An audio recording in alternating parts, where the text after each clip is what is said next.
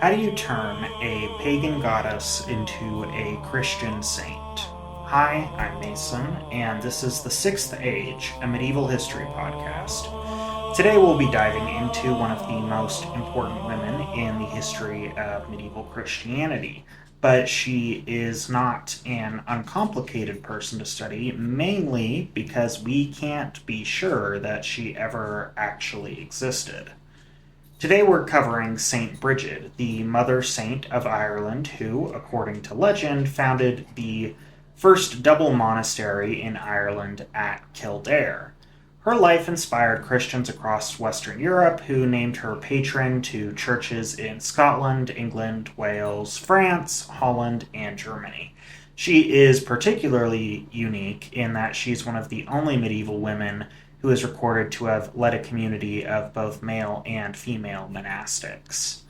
But we're also covering the Irish pagan goddess Brigid, the queen of the Tuatha De Danann, who shares much of her life with the Christian saint of a similar name.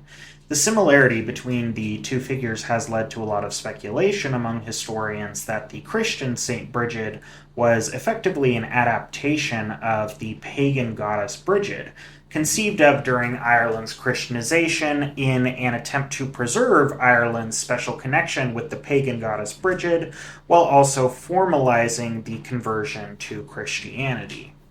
I also have to admit something of a personal fascination with Saint Brigid. She's one of my favorite figures in medieval history because I find the way that her story blends Christian and pagan folklore really fascinating.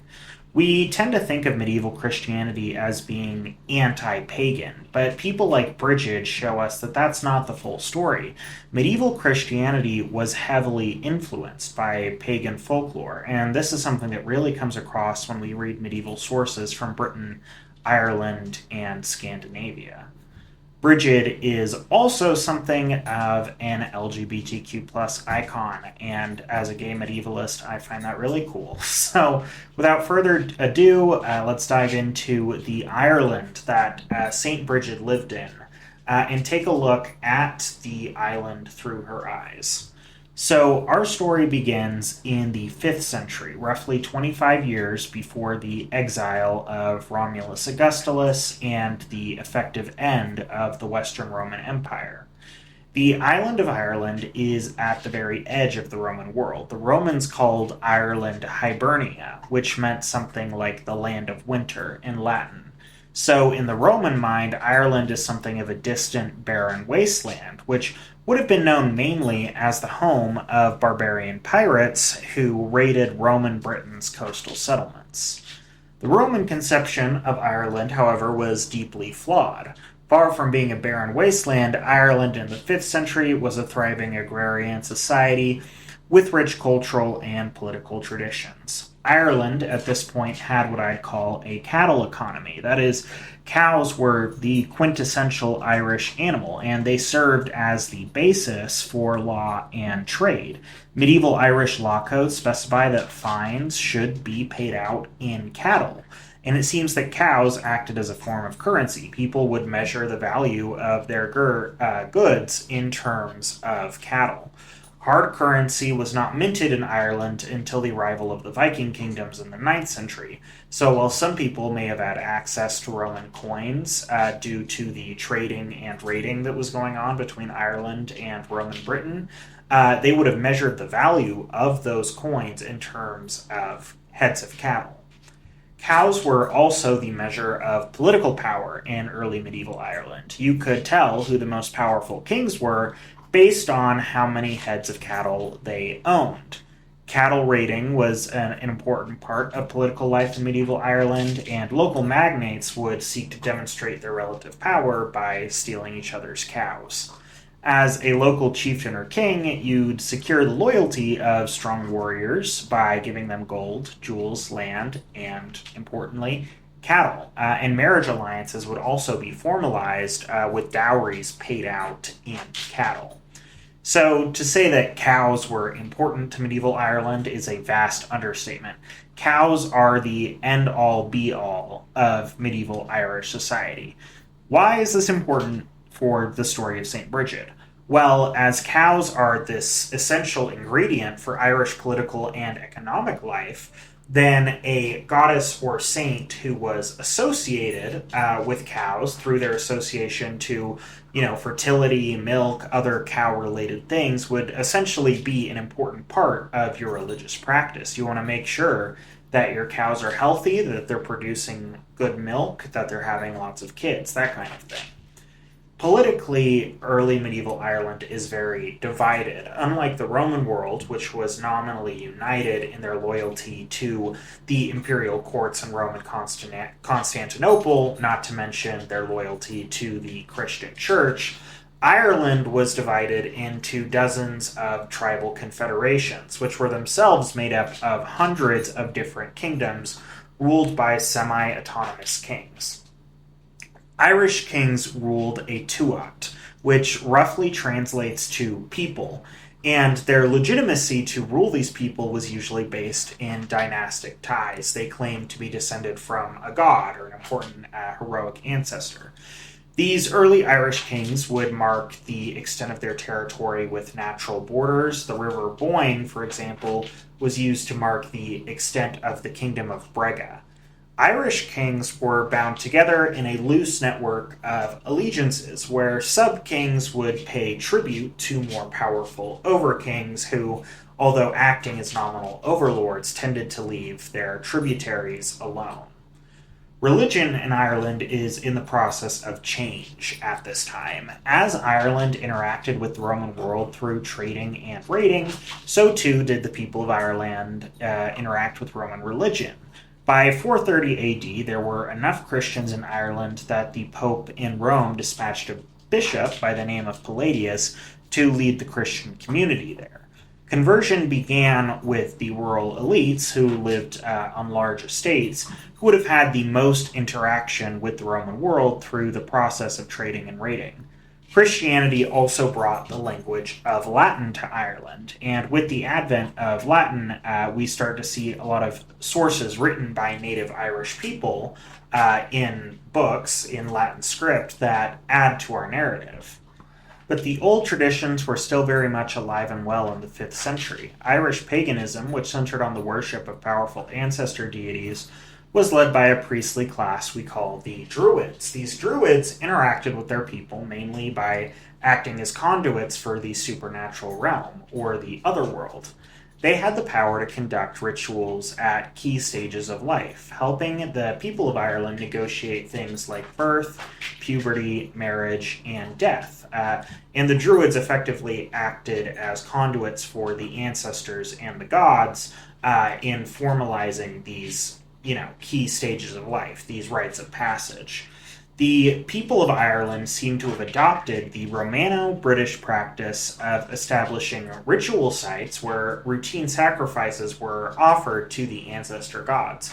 Burial mounds, in particular, appear to have been important ritual sites because when we look at later Christian records, they attest that the Irish believed that these mounds were gateways to the otherworld, to the supernatural realm, and that the spirits of the dead dwelt with the ancestor gods in this otherworld, and they could sometimes pass through these tombs into the natural world. One race of Irish mythological beings stands out from all the others, and this is the Tuatha De Danann, or the people of the goddess Danu, who are recorded as being the second of 3 tribes who successively invaded Ireland in ancient history. These beings were believed to be skilled farmers, poets, and magicians, and the Irish believed that they resided in the otherworld, but that they could interact with the mortal realm at key ritual sites and during important festivals or ritual observances. There is evidence that Irish kings petitioned members of the Tuatha De Danann for the right to rule, and that the Tuatha De Danann were believed to bless those they favored with fertile lands, skill at arts like poetry, weaving, and smithing, as well as more favor and more ephemeral things like health and love. The stories of the Tuatha De Danann were preserved by oral poets, who we call bards, who would have memorized dozens of tales about the gods that were venerated by the Irish people. These bards were patronized by Irish kings and communities who paid them well for their art. Thanks to this traveling group of performers, people across Ireland shared a somewhat common understanding of their gods, and some figures, like the god King Lugh, who was believed to be the most skilled of the Tuatha De Danann in craftsmanship, had brought appeal across the island. Our understanding of Irish paganism is problematic because the sources we have for Irish mythology are in Latin, written down by Christian monks. These monks had a desire to preserve the legends of their people, but they wanted to do so in a way that conformed to the Christian worldview. So they tended to demote the Tuatha De Danann from their status as gods, which would have challenged the supremacy of the Christian god, to a status of less powerful but still supernatural beings. This is where we get the idea of the fairies, basically the Irish Tuatha De Danann as supernatural, otherworldly beings who, although wise and powerful, were still subject to the power of the all-powerful Christian god. So when we review the sources for the Tuatha De Danann, you'll often read descriptions of them as being immortal, especially beautiful, and especially powerful, but still less powerful than the Christian god. Some Irish writers propose the idea that the Tuatha De Danann were actually fallen angels. So there was some really interesting blending of the Abrahamic and Irish mythologies. While there is a tendency among modern-day neo-pagans to attack the monastic authors who recorded the stories of the Tuatha De Danann, I think that we owe these men and women a huge debt of gratitude because they managed to preserve the histories of their people by adjusting them ever so slightly so that they conformed to the newly Christian social order. Had they not made these adjustments and frankly refused to record the stories, we'd struggle to reconstruct Irish religion, and we wouldn't have any written sources to help us do so. One of the most popular members of the Tuatha De Danann was called Brigid, who modern scholars believe may have been the Irish form of the pan-Celtic goddess Brigantia, who was venerated in Roman Britain and Roman Gaul. Brigid was a triple goddess. She had three forms, all of which were denoted by their relationship to another member of the Tuatha De Danann, who we call the Dagda. The Dagda was a druid and a former king of the Tuatha De Danann. One form of Brigid was the mother of the Dagda, while the next form was one of his wives, and the third form was his daughter. Brigid was believed, in her triple form, to be the patron goddess of poets, healers, and smiths, and she was believed to have a special relationship with fire. There was this idea that that's how she showed up in the material world, was through the hearth fire. She was worshipped at the festival of Imbolc, which takes place between winter and spring, which suggests that Brigid was believed to have some involvement in the renewal of the land after winter. Now that we've got some context on early medieval Irish culture, politics, economics, and religion, let's turn to the life of Saint Brigid. Stories of her life were first recorded in the 6th century. This is well after a century after Brigid supposedly passed away. Most of our sources on Brigid focus on her miracles or surprising acts of charity that she performed, and they do tend to leave out important biographical details like the time of her birth, her upbringing, and her death.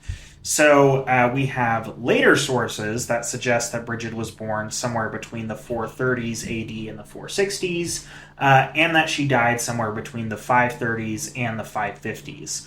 As the stories of Brigid's life feature places in the Irish province of Leinster, we assume that she was probably born and raised in this area. According to legend, Brigid was born at sunrise at the threshold of a house. Druids prophesied that she would be exceedingly holy, and pillars of fire appeared in the sky to foretell her birth. Her first miracle, performed when she was only a baby, was in the act of restoring the dead son of a king back to life. So, Saint Brigid in these legends is a person who occupied the space between day and night, between the indoor and the outdoor worlds, and most especially between life and death. You can see why scholars now believe that the recorded stories of the Christian Saint Brigid probably co opted some aspects of the pagan goddess Brigid.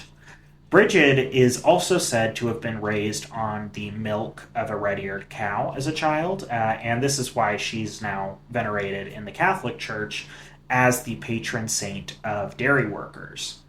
Brigid's father was Dubthach, a mercenary nobleman who probably had some kind of illicit relationship with Brigid's mother, probably a slave named Broisic. Brigid was raised in her father's house, but she converted to Christianity either as a child or as a teenager. Brigid, according to the accounts of her life, was an exceedingly kind and chaste girl. She was said to have devoted her life to God as a child and made a promise to live as a virgin. And her exceeding holiness was shown through the acts of charity that she performed. Brigid, as a girl, would steal food from her father to give to the poor, only for more food to magically reappear at her father's house. So her father never found out that she was essentially stealing food and giving it away. The main conflict that Brigid faced in her early life is that her father and brothers, who wanted the gold or the cattle that a dowry would bring, tried to force Brigid to marry a local poet. But Brigid, of course, had already promised her life to God, and so she refused to marry. Eventually, her father relented and allowed Brigid to become a nun. After becoming a nun, Brigid traveled around Ireland performing miracles. She cured people of illnesses, blessed crops, and helped people deal with matters of love and heartbreak. So again, you can see she's acting as kind of a fertility figure, fulfilling some of the roles that the goddess Brigid would have.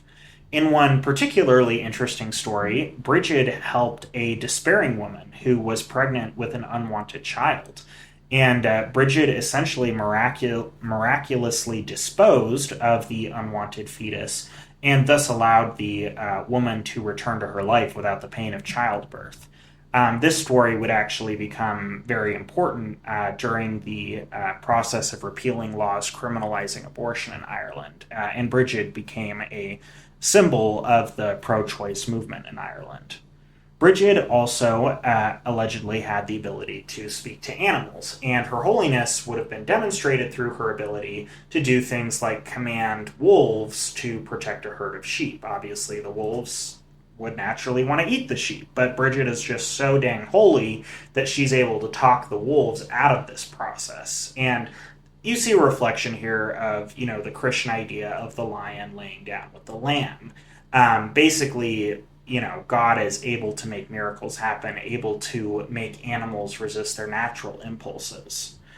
Brigid is known for founding a double monastery at Kildare, where she served as an abbess. A double monastery was a monastery that had a house both for male monastics and a house for female monastics, so both monks and nuns living in the same enclosed space, though they would have been living in separate buildings.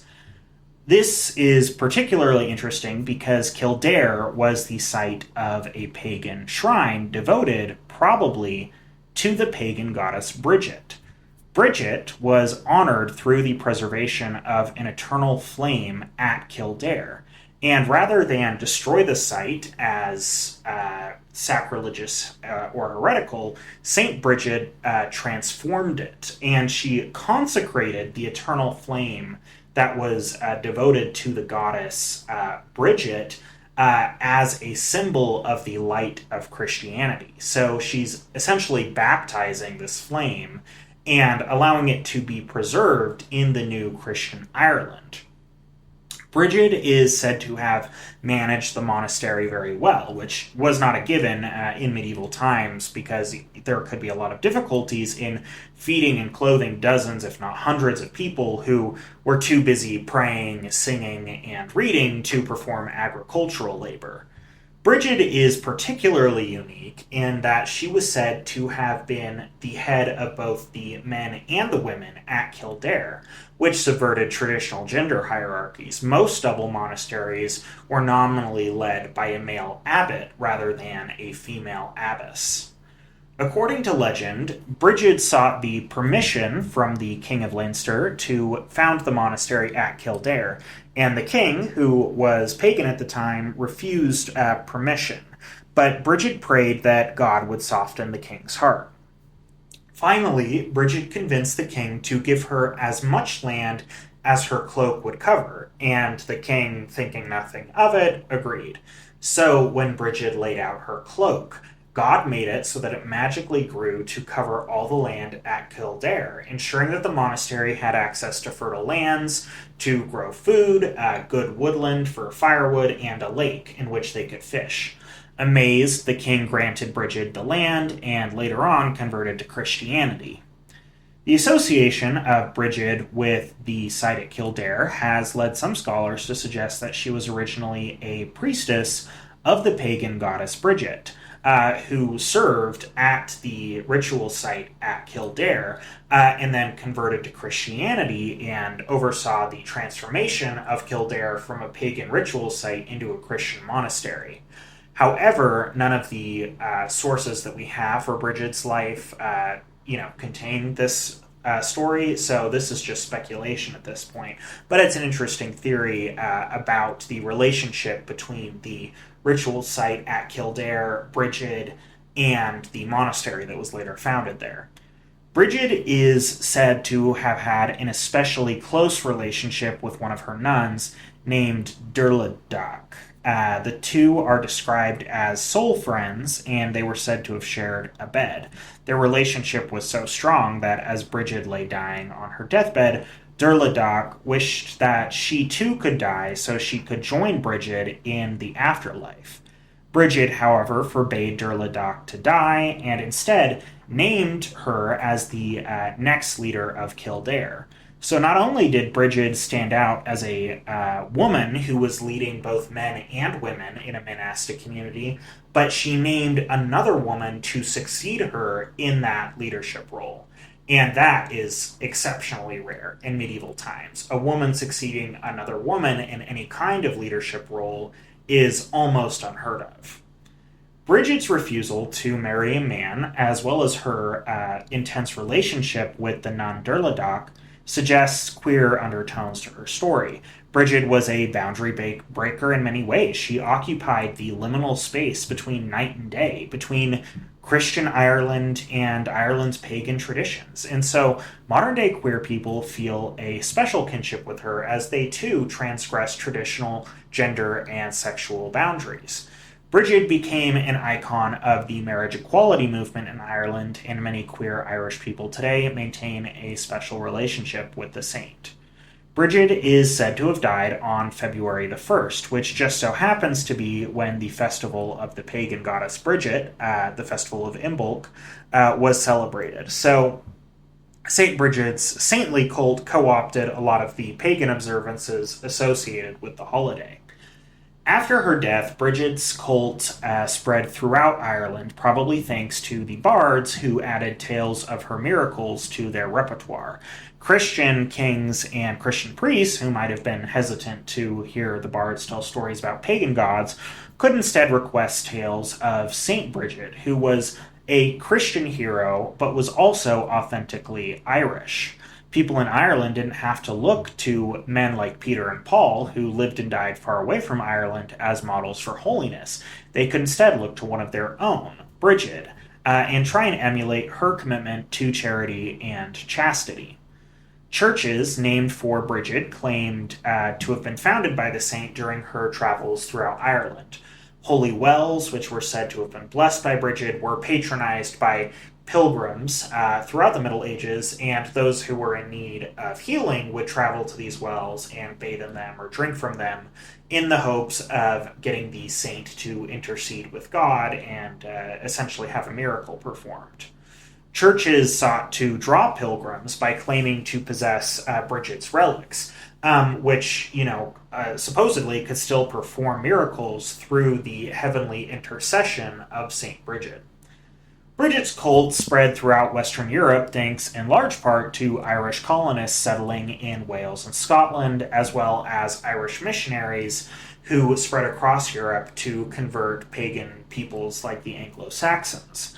Irish monasteries were founded throughout Europe, and many of the monks brought manuscripts that contained Brigid's hagiographies, which they reproduced and spread throughout the continent. The Irish played a huge role in spreading monasticism throughout Western Europe in the early Middle Ages, and many monasteries in Britain, France, and Germany followed the rules set by the Irish saint Columbanus. Thus, Brigid's cult spread throughout Europe, and hundreds of places throughout Wales and England are named in her honor.